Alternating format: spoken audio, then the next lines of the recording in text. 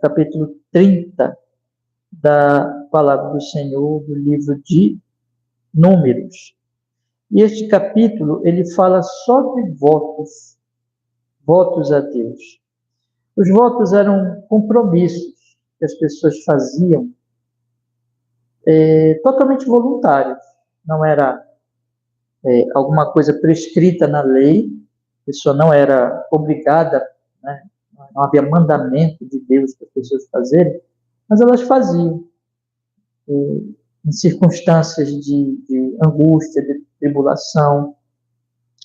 E esses votos, eles faziam, por exemplo, se propondo a fazer alguma coisa, fazendo uma promessa para fazer algo, algum sacrifício, mas às vezes também se abstendo de algo, em termos assim, irmãos, daquilo que está lhe afligindo, ou também com uma forma, evidentemente, de agradecimento, de gratidão a Deus. Então, era algo que, como eu estou explicando, não era prescrito na lei, mas era voluntário. Daquilo que a pessoa fazia, porque realmente queria fazer, decidia fazer, em louvor, em adoração a Deus. Inclusive, a questão dos votos, irmãos, ela entra no Novo Testamento. No Novo Testamento também, nós vamos ter os votos, vamos ter exemplos de pessoas fazendo votos. Então, isso é válido para os nossos dias também. Então, é uma coisa voluntária. Agora, quando nós olhamos aqui para o capítulo 30, Deus vai regulamentar os votos em relação a homens e mulheres. E nós podemos entender a ligação do capítulo 30 com o capítulo anterior, porque nós vimos nos últimos capítulos aqui vários mandamentos de Deus em relação aos cultos, aos sacrifícios diários, que era de manhã e à tarde, sacrifícios semanais, que era no sábado, de descanso, sacrifícios mensais, que era na lua nova, além disso, as festas. Nós vimos aí as primícias, a Páscoa, trombetas,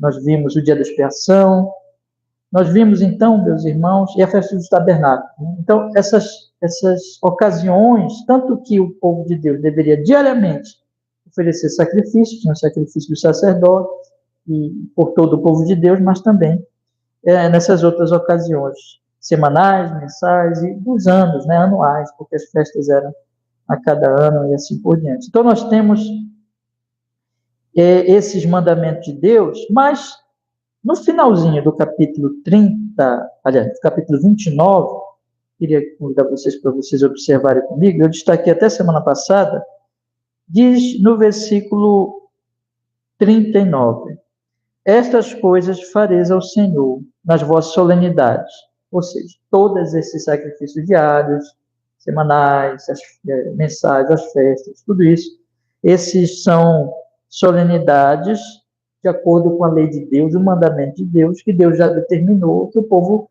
deveria fazer. Mas, além desses votos, além dos vossos votos e das vossas ofertas voluntárias, com os vossos holocaustos e com as vossas ofertas de alimentos, e com as vossas libações e com as vossas ofertas pacíficas, ou seja, além dos votos e das ofertas voluntárias. Isso significa que os votos e as ofertas voluntárias, então, isso tudo está relacionado à voluntariedade, ou seja, aquilo que não era obrigado pela lei o povo de Deus fazer, mas que eles faziam porque eles queriam fazer, por amor a Deus, por dedicação a Deus, além daquilo que a lei mesmo já dizia. Isso mostra, irmãos, um detalhe muito importante, que tudo aquilo que eles faziam não podia ser meramente uma cerimônia. Eu falei para vocês semana passada que esses últimos versículos aqui, esse último versículo 39, penúltimo do capítulo, na verdade, ele está mostrando isso, que todas as cerimônias, os sacrifícios, eles só teriam valor se fosse mais que cerimônia, mas fosse alguma coisa realmente para Deus, dedicação a Deus. Eu até disse para vocês que se nós pegarmos, por exemplo, Isaías capítulo 1, a palavra de Deus vai falar o que para nós? Que Deus vai estar lá condenando o povo repreendendo severamente o povo, porque o povo estava só oferecendo sacrifício, mas eles não estavam fazendo isso com dedicação, eles estavam pecando contra Deus, tratando o culto apenas como cerimônia. Isso é abominação, isso é terrível. Nós fazemos diante de Deus uma coisa dessa. Então, isso mostra essa voluntariedade, os votos, os sacrifícios voluntários, as ofertas, o local, assim por diante, mostra que tudo devia ser feito com coração, com dedicação a Deus. Então, essa é a ligação, queria dizer para vocês, nós podemos entender assim, eu penso que é uma coisa bastante óbvia, com o capítulo 30, porque o capítulo 30 vai falar desses votos, vai falar exatamente daquilo que não era obrigado, mas que o povo queria fazer, por dedicação a Deus, por amor a Deus. Então, uma expressão voluntária que ultrapassava aquilo que a lei dizia, mas que eles queriam fazer, né? E aqui nós vamos observar o seguinte: esses votos, irmãos, eles são relacionados, eles são prescritos aos homens e às mulheres. Só que existe diferença entre homens e mulheres. Não na essência, não na natureza, porque são todos iguais diante de Deus, mas na posição, naquilo que Deus tinha posto. E que vai aparecer nas Escrituras Sagradas, na verdade, desde o início da humanidade, quando Deus cria o homem, cria a mulher, eles são a imagem de Deus, eles são absolutamente iguais em natureza, nenhum é mais que o outro, mais importante que o outro, mais valioso que o outro. Todos são seres humanos, a imagem de Deus, homem e mulher, mas existem os papéis, existem as posições, na família, na sociedade, de acordo com a lei, como Deus aqui tinha prescrito, né? Então, evidentemente, homens e mulheres têm os seus dons diferentes, os seus papéis diferentes, e eles, então, devem exercer esses papéis segundo as Escrituras nos mostram. E aqui, exatamente, irmãos, mostra a questão da liderança masculina. A questão de que nós temos os homens liderando na família, especialmente aqui o que vai ser tratado é a questão da família. A liderança masculina na família. E que isso vai influenciar a questão dos votos. Ora, observe bem, como os votos eram coisas que não estava prescrito na lei, mas era algo voluntário, que a pessoa que decidia fazer, isso ia afetar a família, isso ia afetar o lar. Então, os votos envolviam sacrifícios, envolviam ofertas, envolviam despesas, envolviam coisas que afetariam a família toda. Então, a grande questão da liderança de cada família, no caso o pai, o marido, era prover para a família, cuidar da família, servir a família, amar a família. Quando nós vamos olhar para o Novo Testamento, nós vamos observar que no Novo Testamento, o apóstolo Paulo, por exemplo, compara o marido como aquele que é uma expressão, né, de Cristo. Cristo é o esposo da igreja e o marido, ele deve seguir o exemplo de Cristo como marido realmente da igreja, né? E amando a sua esposa, servindo a sua esposa. Vejam, a liderança bíblica não é, de forma alguma, uma liderança déspota, uma liderança perversa, uma liderança com mão pesada, que aflige, que oprime, não tem nada disso. É um serviço de amor, inclusive um sacrifício. Então, cuidado com a família. Poderia ser que o voto feito ali pela mulher, e aqui nós temos várias situações, né? Fosse prejudicial à família, e que, então, em algum sentido, e que este marido, então, deveria cuidar da sua família. E ter a sabedoria e a graça de Deus exatamente para isso. E decidir sobre o voto. Então, nós temos aqui, observe bem o que vai acontecer. Nós temos votos que são coisas não prescritas, não ordenadas, mas fazem parte da vontade da pessoa, é voluntário. Mas que se envolve a liderança dentro da casa, dentro da família. Então, a Bíblia, ela coloca aqui situações de votos de homens e dos votos das mulheres. E quanto ao voto das mulheres, nós vamos observar que a mulher, quando ela é bem jovem ainda, é uma moça muito jovem, e ela está ali na casa do pai, ela não é casada. Essa é a primeira situação que o texto vai mostrar. A segunda situação, então, antes de continuar, né? Então, essa moça faz um voto. Como é que a Bíblia vai prescrever isso? Agora, uma segunda situação, em que essa moça se casa, mas ela já fez o voto. Então, ela agora vai estar debaixo da autoridade, no caso do chefe da casa, que é o marido. Como é que a Bíblia vai prescrever isso aqui? Como é que o Senhor prescreveu isso aqui na Antiga Aliança?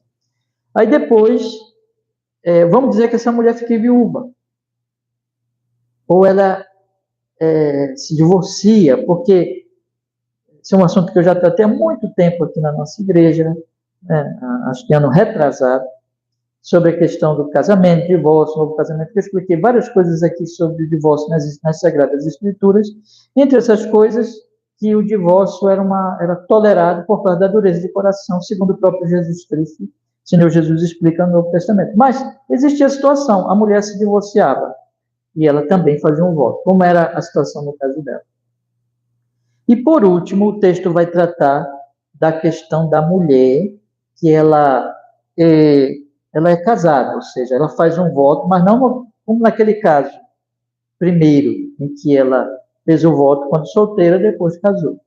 Mas agora ela fez o voto já estando casada. Então, nós temos aqui essas situações. Vamos recapitular aqui. Eu já desejo que vocês pensem para nós irmos meditando aqui e estudando esse texto. Primeiro, o voto do homem.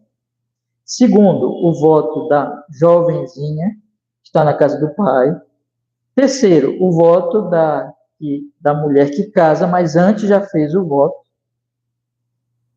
Quarto, o voto da divorciada ou da viúva. E, por último, o voto da casada. Então, é isso que a Bíblia vai prescrever. Então, o que eu já falei aqui? Que esses votos, eles eram votos que expressavam amor a Deus, o zelo por Deus, e eram voluntários, iam além da lei prescrita por Deus, expressava então amor, adoração a Deus e assim por diante, mas nós temos a situação aqui em que esses votos, meus irmãos, eles tinham diferença, se era de homem ou de mulher, por causa da questão da liderança familiar. E com relação à mulher, então, era de acordo com a situação dela, em termos da liderança dentro da família. Tá bom? Deu para entender isso aqui, né? Então, vamos agora olhar o texto e vamos observar o que o texto diz a respeito de cada uma dessas situações, envolvendo o voto de homens e de mulheres, das mulheres, então, em situações diversas. Vamos ver, eu vou ler de novo o primeiro e o segundo versículo das Sagradas Escrituras, aqui do capítulo 30, que trata do homem. Vamos olhar, leia comigo.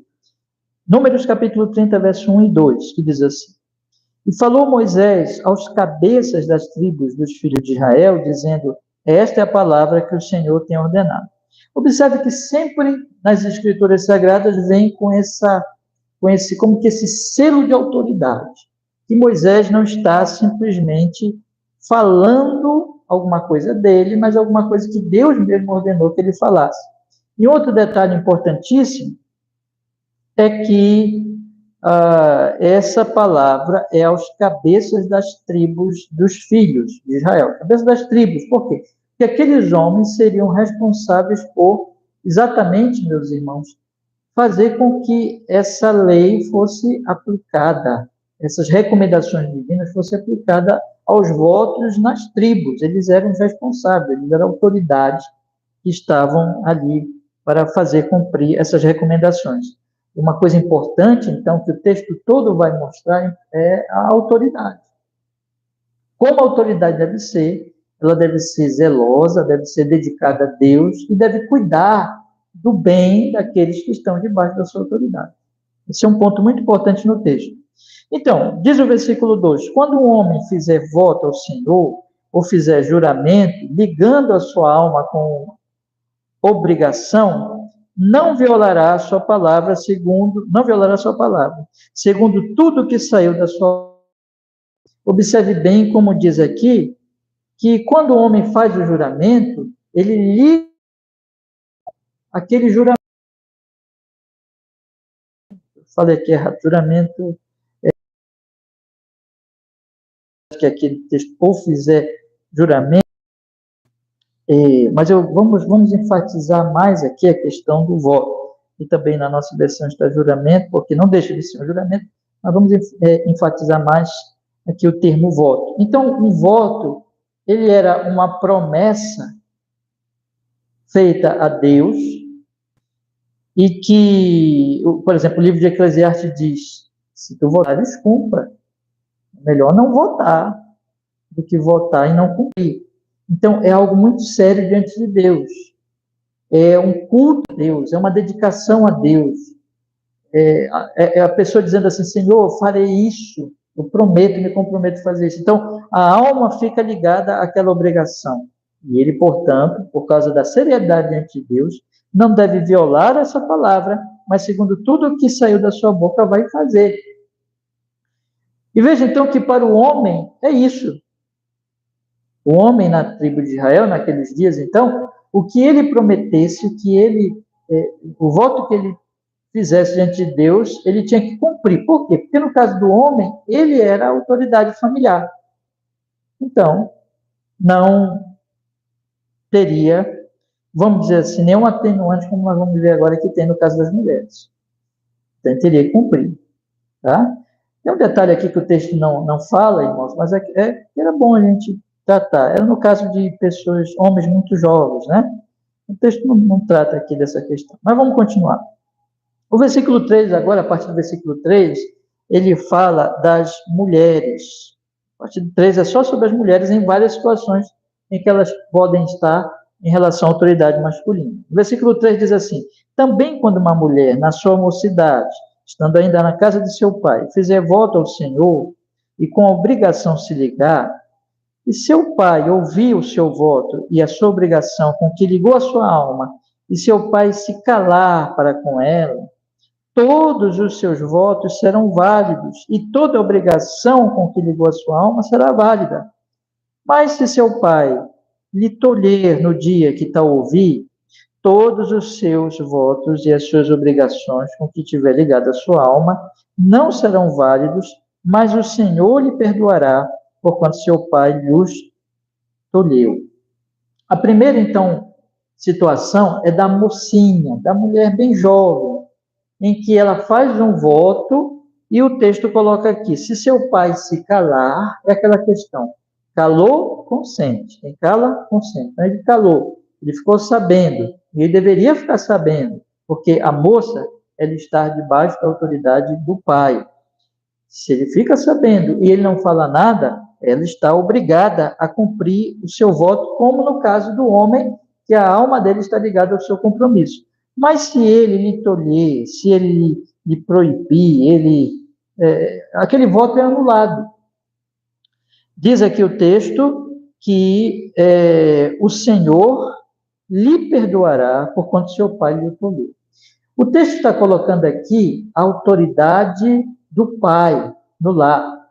Quando nós vamos chegar no Novo Testamento, irmãos, o Senhor Jesus vai falar que os religiosos da época dele, os intérpretes, criaram uma lei que invertia isso aqui. Então, em que se o filho dissesse, olha, o que eu tinha que dar a ti, eu vou dar para o templo, eu vou dar para o serviço do culto, então eu deixo de dar para ti. É a inversão disso. É não valorizar, não honrar pai e mãe. Você lembra que o mandamento diz, né? Honrar pai e mãe, honrar as autoridades. E a primeira autoridade, evidentemente, que nós temos nessa vida são nossos pais.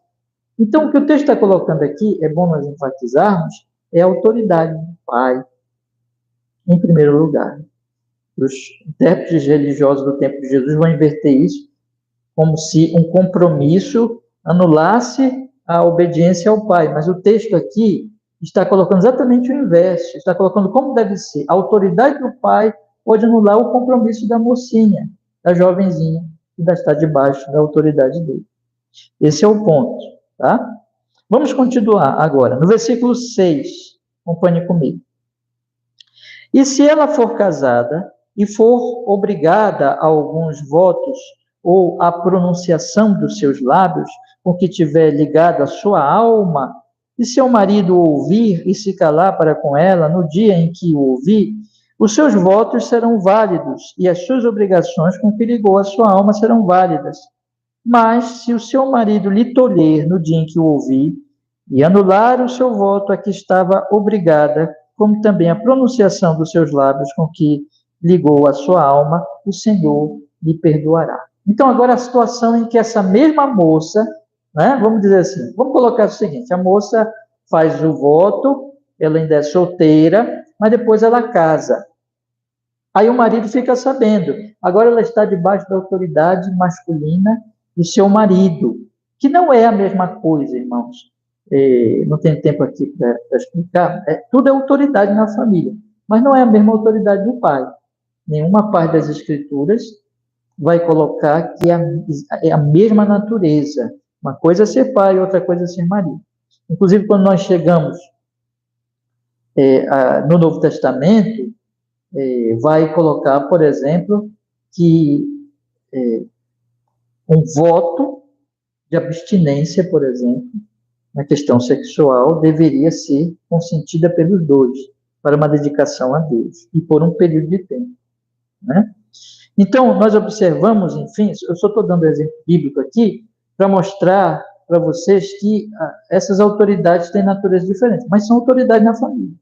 Uma é a autoridade do pai, outra é a autoridade do marido. Uma é a autoridade de um homem com relação aos seus filhos, às suas filhas, outra é a autoridade dele com relação à sua esposa. É diferente, evidentemente. Mas ainda assim, o que o texto está dizendo? O texto está colocando aqui a autoridade masculina que vai ser posta, que vai ser ensinada por todas as escrituras, mas então vai acontecer semelhante, no sentido de que, bom, se ele souber do que aconteceu, do voto da moça antes de casar-se com ele, e ele se calar, o voto continua valendo. Mas se ele disser não, ela está desligada daquele compromisso, Deus lhe perdoará. Eu queria destacar aqui, irmãos, nessas duas situações, tanto do pai como do marido, que a liderança, como eu falei na introdução, ela é uma liderança, irmãos, para o serviço, observe bem, para o serviço. É uma liderança para cuidar da família. Existe o sentido aqui também de um voto precipitado. De um voto que a moça fez de forma precipitada, né? E se tratando de um voto feito quando se é muito novinha ainda, a precipitação ainda era mais fácil de acontecer, né? Então, o pai, que tem mais experiência, ou o marido, que deve, exatamente pela posição dele, de marido, ainda que seja jovem, mas cuidar da sua família, proteger da sua família, ele deve exatamente protegê-la dessa imprudência, desse voto precipitado, desse voto imprudente e desse voto que pode trazer prejuízo para a família. Então, o ponto aqui é que a autoridade masculina, e todas as autoridades de maneira geral, precisam servir e precisam proteger a família. Tá? Tem muitos ensinos aqui, né, irmãos? Inclusive para todos nós que exercemos autoridade. Mas é isso exatamente que o texto está colocando aqui para nós, entre outras coisas. Vamos agora ver outra situação dessa mulher. E a mulher, quando ela é viúva ou divorciada ou repudiada? Isso está no versículo 9. Acompanhe comigo agora o versículo 9. No versículo 9 diz assim: no tocante ao voto da viúva, observe, ou da repudiada, tudo com que ligar sua alma sobre ela será válido. Então, por quê, irmãos? Porque esta mulher, ela não está mais com uma autoridade masculina sobre si, no caso dela, porque ela é viúva, morreu o marido, ou ela foi divorciada, repudiada, não está mais debaixo da autoridade daquele homem. Então, todo voto que ela fizer vai ser sua plena responsabilidade, como é no caso do homem, quando começa lá o texto explicando que ele também tem que cumprir o seu voto. Né? Mesmo, irmãos, ela voltando para a casa do pai,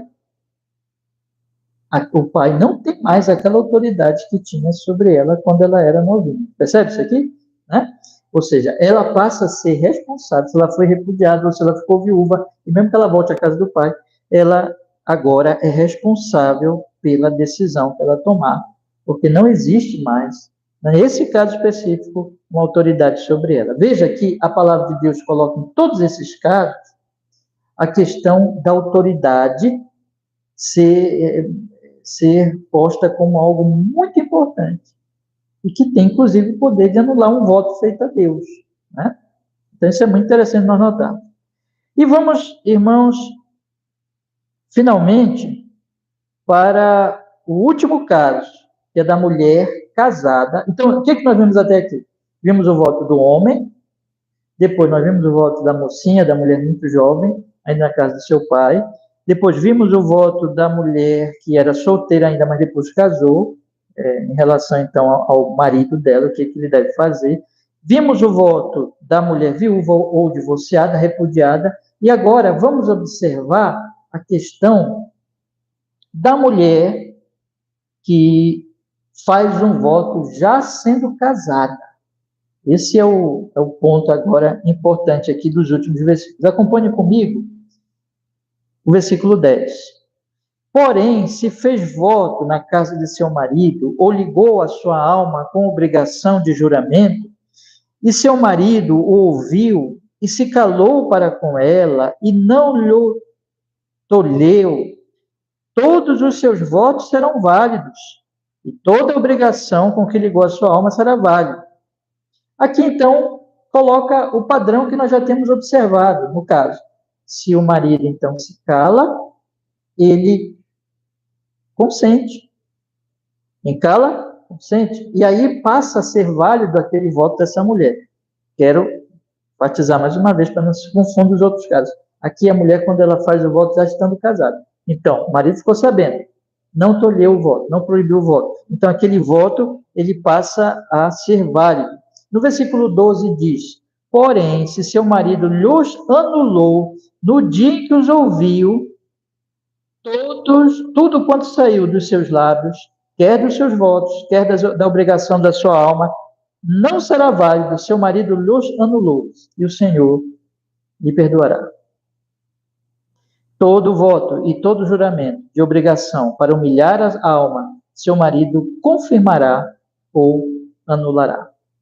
Então, aqui no caso, veja a conclusão do texto, né? Então, se ele se calou, está valendo. Se no dia que ele ouvir, souber, ele disser, não, esse voto não poderá ser cumprido, aí Deus perdoa, ela está livre daquele voto, por causa da autoridade, ele tem cuidado da família, por algum motivo, o voto foi precipitado, ou de alguma forma prejudicial, enfim, mas o homem, aqui no caso, teria autoridade para anular aquele voto. Mas, então, o versículo 13, ele fecha, né, dizendo assim, todo voto ou juramento de obrigação para humilhar a alma. Interessante isso aqui, é uma humilhação da alma, né? Seu marido o confirmará ou anulará. Tem uma conclusão. Mas o texto vai continuar, colocando a situação agora, irmãos, do marido que se cala. Observe bem agora a última situação. Esse marido se cala, mas depois ele quer proibir. Ele se calou no dia, mas depois ele quer proibir. Vamos olhar o versículo 14. Porém, se o seu marido de dia em dia se calar inteiramente para com ela, então confirma todos os seus votos e todas as suas obrigações que estiverem sobre ela, confirmado-lhes tem, porquanto se calou para com ela no dia em que o ouviu. Veja que o texto diz aqui, ele se cala, vai passando os dias, diz aqui o texto, se cala inteiramente para com ela. Perdão, irmãos, é no início do versículo 14 que diz, de dia em dia se cala inteiramente para com ela. Está valendo o voto. Ele não proibiu. Os dias vão passando e ele não proibiu. Só que depois esse homem vai querer anular. Veja o que o versículo 15 diz. Porém, se de todo nos anular depois que o ouviu, então ele levará a iniquidade dela. Vocês percebem a seriedade aqui? Aqui é diferente. O que nós temos ouvido até aqui é que se o marido, um pai, ouviu, no dia que ele ouviu, ele disse, olha, não, esse voto não pode ser feito, a mulher está perdoada. Casou com ela e ele anula aquele voto, está perdoado. Eu já tinha feito o voto anteriormente quando era solteiro. Já a mulher casada com ele ouve o voto, no dia que ele ouve, ele anula, ela está perdoada, está livre do voto. Mas se deixa passar os dias e ele não anula, depois ele não quer permitir que ela cumpra o seu voto, ele lhe proíbe de cumprir o seu voto, aí é pecado. Aí ele leva a iniquidade dela sobre si. Vou ler de novo o versículo 15, bora ler? Versículo 15 diz assim, porém, se de todo luz anular, depois que o ouviu, então ele levará a iniquidade dela. Então, observe, irmãos, que a seriedade do voto, Deus coloca que a autoridade familiar poderia proibir aquele voto, o pai, o marido. No entanto, se não proíbe e depois não permite que seja cumprido, o voto é sério. Não foi proibido, não foi anulado, deve ser cumprido. Evidentemente, irmãos, nós já tratamos aqui de situações em que isso acontece e que eram feitos, então, sacrifícios para que aquela situação fosse resolvida. Não é? Mas o ponto aqui é que era pecado nessa situação. Veja o que diz o versículo 16 para nós concluirmos aqui, e eu quero fazer alguns comentários finais aqui para nós meditarmos. Diz aqui, estes são os estatutos que o Senhor ordenou a Moisés entre o marido e sua mulher, entre o pai e sua filha, na sua mocidade, em casa de seu pai. Então veja que aqui o texto resume colocando as várias situações que nós observamos aqui. Então, meus irmãos, vamos fazer uma rápida recapitulação. Primeiro caso do homem, fez um voto, está valendo. Né? Segundo caso, a mulher, a mocinha, bem jovenzinha, fez um voto, o pai pode anular ou não. Segundo caso, terceiro caso, né? Ela casa já tendo feito o voto na casa do pai. O marido pode anular aquele voto, ou não. Terceiro, né? Agora o quarto caso, ela é viúva ou divorciada, repudiada. Aí ela assume totalmente a responsabilidade porque ela não tem nenhuma autoridade sobre ela. Ela, então, deve cumprir o voto que o fizer. No caso dela, o último caso, quinto caso, se eu não me engano, né? São 5 situações aqui que o texto coloca. Se ela faz o voto já sendo casada, o marido também pode anular ou permitir. Porém, se ele se cala e depois quer proibir uma última situação, aí ele leva a iniquidade sobre si. Irmãos, tem 2 coisas aqui no texto bem óbvias, né? Primeiro é a questão da voluntariedade. O texto está mostrando que os votos eram coisas seríssimas, são coisas seríssimas. Hoje podemos fazer votos. Né? Como eu disse para vocês, os votos vão acontecer no Novo Testamento. Né? Então, tem caso de Atos dos Apóstolos, em que vai aparecer ali os votos. Bom, mas é sério. Por quê? Inclusive, isso está lá na nossa confissão, quando fala de juramentos e votos. Porque é um culto a Deus, é um compromisso a Deus. Eu chamo Deus, por exemplo, no juramento, eu chamo Deus por testemunha, no caso do juramento, mais especificamente, fazendo uma diferença entre juramentos e votos. No caso do juramento, eu chamo Deus por testemunha para o que eu estou dizendo para uma pessoa. Então, eu digo, olha, eu estou falando a verdade, eu estou testemunhando a verdade. Isso é seríssimo. Eu estou chamando Deus a uma testemunha. No caso dos votos, a seriedade é a mesma, porque ali eu estou me comprometendo diante do Senhor, fazendo uma promessa diante do Senhor. Então, isso não é pouca coisa, isso não é algo sem valor, é algo muito sério. Isso mostra, meus irmãos, que o povo de Deus deve amar ao Senhor, adorar ao Senhor, dedicar-se a Deus de todo o seu coração, além, veja que eu falei, e que isso tem uma ligação com o texto do capítulo 29, além daquilo que já era prescrito na lei do Senhor, havia então esses votos mostrando que o povo amava o Senhor. Então, isso nós temos que tirar para nós hoje, irmãos. O nosso culto, a nossa adoração, os nossos compromissos, a nossa profissão de fé na igreja, né? Por exemplo, na nossa igreja, nós recebemos as pessoas por profissão de fé, a membresia, os nossos compromissos são sérios diante de Deus. Aquilo que nós professamos, a nossa profissão de fé, deve honrar a Deus. Nós temos que levar isso a sério, como uma expressão de amor, de adoração a Deus. Entende, irmãos? Então, isso tem que ser aplicado ao culto. O culto não é meramente cerimônia, não é uma coisa que eu posso lidar como se fosse uma brincadeira. Não, o culto é sério. E é uma expressão, então, de amor a Deus, porque Ele nos ama, de temor, de reverência a Ele, porque Ele é o santo Deus, a quem nós devemos amar, nos prostrar, adorar. Então, os votos, eles apontam exatamente para isso. Então, de uma atitude de reverência, de amor, de gratidão a Deus, de seriedade de Deus não é um brinquedo. Deus deve ser reverenciado, amado, adorado. A beleza da sua glória, da sua santidade, e assim por diante, irmãos. Se amamos a Cristo, se conhecemos a Deus em Cristo Jesus, já fomos regenerados, justificados em Cristo Jesus, a resposta deve ser uma resposta de amor e de reverência ao santo e bendito Deus. Outra coisa aqui, irmãos, porém, é a questão da autoridade. A autoridade, no caso aqui, é autoridade masculina no lar, mas isso pode ser aplicado em todas as circunstâncias em que nós tivemos autoridade, deve ser exercida também diante de Deus. Vocês percebem? Porque a autoridade, ela responde a Deus.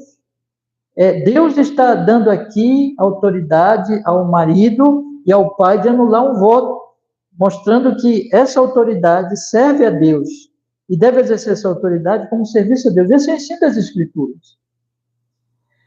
E, em segundo lugar, em relação à autoridade, que ela deve exercer essa autoridade sendo para Deus como um bem para os seus liderados. Não é uma autoridade, irmãos. Parece, assim, estranho o homem anular o voto da esposa, o pai anular o voto da moça. Parece uma coisa errada, né? Dentro, muitas vezes, dos conceitos dos nossos dias.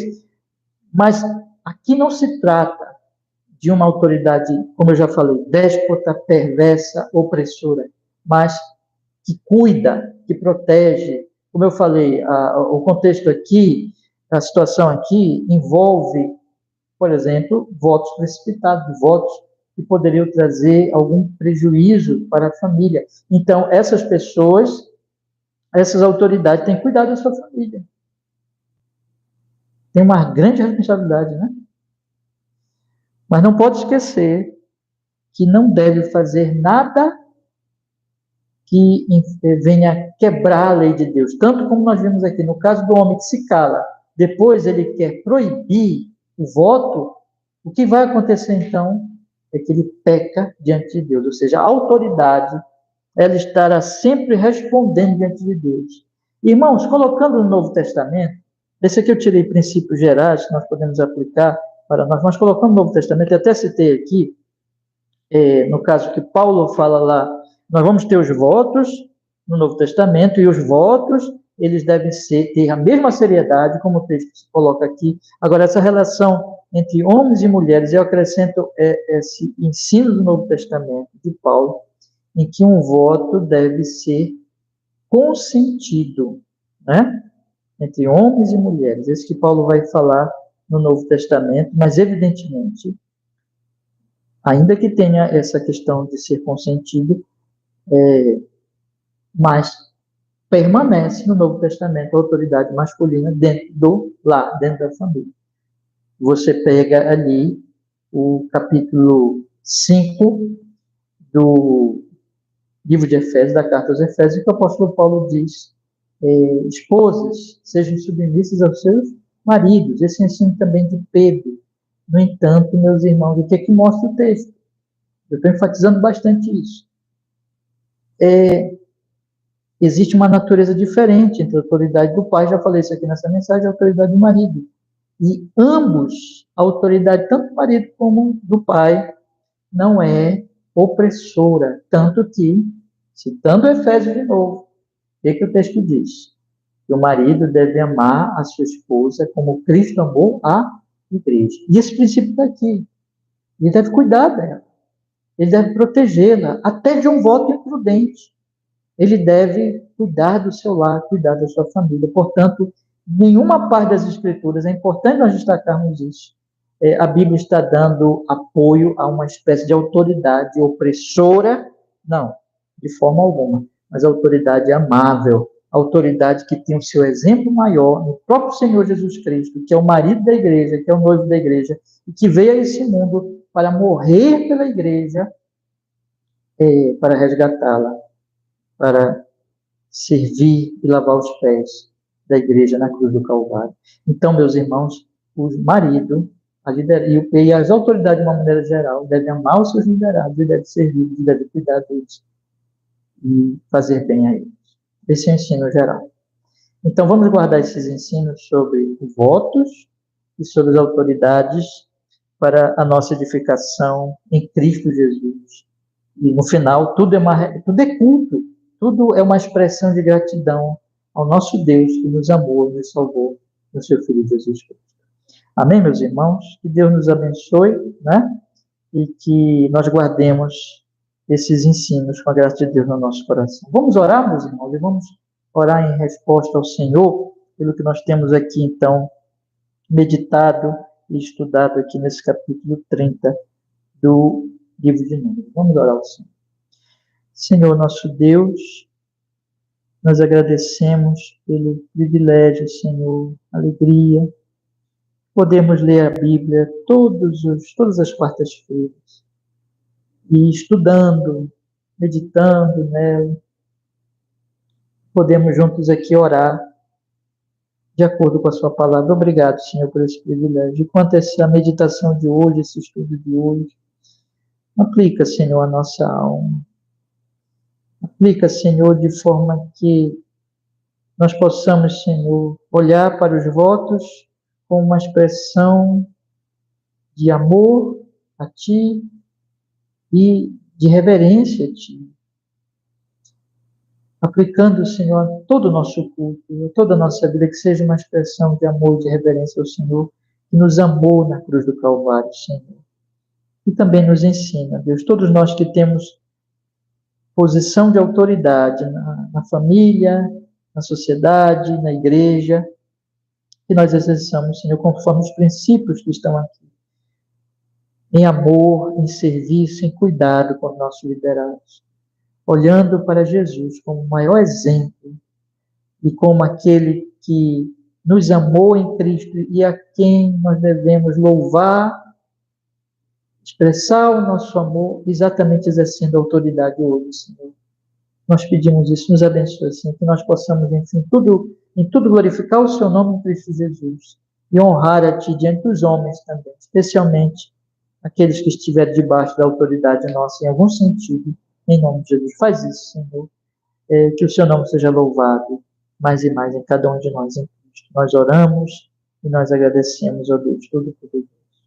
Amém e amém.